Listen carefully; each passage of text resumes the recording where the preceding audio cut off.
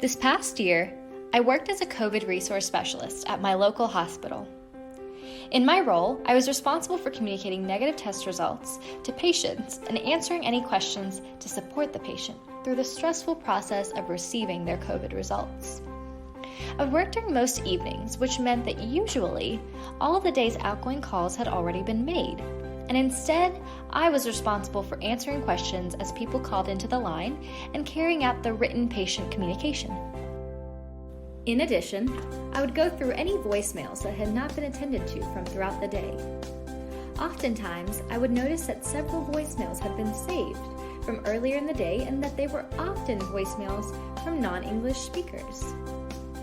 Grudgingly, I would dial out to the translator line, struggle to conference in the translator with the voicemail system so that they would be able to translate for me, and then transcribe the message details in order to make the call back out to the patient.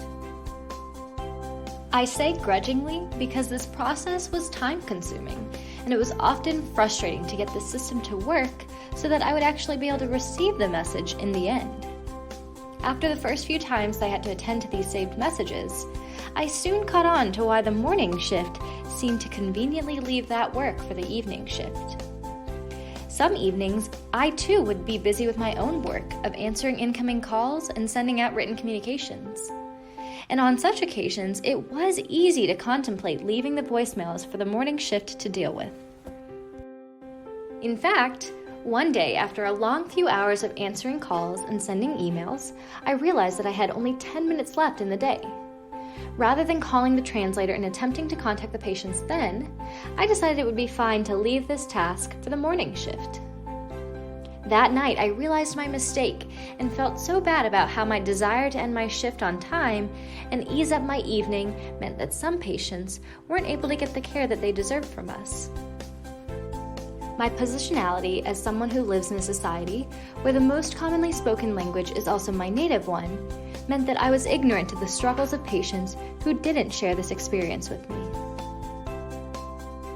Because of this incident, I realized that it was important for me to not only give equal treatment to every patient, but rather equitable treatment.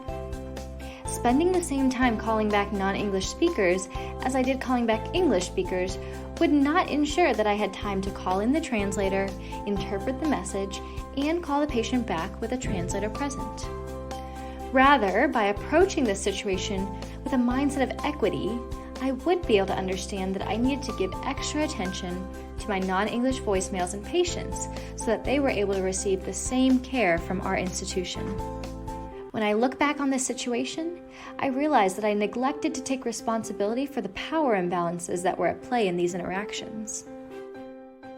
I am a native English speaker from a well-educated middle-class family, putting me in a position where my bilingualism is valued. Altogether, I'm viewed by society to be a model minority. However, the patients that I was interacting with were non-English speakers and often working class. They were positioned to feel that their bilingualism is un-American, and the model minority myth gets weaponized against them. My assumptions of subconsciously believing that these patients would have less important concerns or questions led me to make this mistake and disregard cultural humility. Given the values of cultural humility, it was important for me to recognize that without the power obtained by speaking the same language as the medical providers, those who were non-English speakers were subjected to the will of the institution and us as individuals who worked there to provide them the adequate support that they needed. In addition, it was crucial for me to hold myself and the institution accountable and bring awareness to the need for more equitable resource allocation for non-English speakers, since these circumstances meant they required a different distribution of resources. Actionably, I needed to bring this issue to the attention of my supervisors and follow through to ensure that a protocol had been established to attend to the non-English voicemails before we moved on to any other task, as well as work with my team to implement a way to communicate between the evening shift and morning shift about people who needed follow-up in a language other than English. Secondly, I needed to suggest a cultural humility training for our team, because even though we did not interact face-to-face with patients, We still had a lot of room to grow as a team to better support our patients, no matter the cultural difference. My inability to act was a result of my reluctance to push back on the hierarchy that existed at my workplace, a decision that I regret to this day.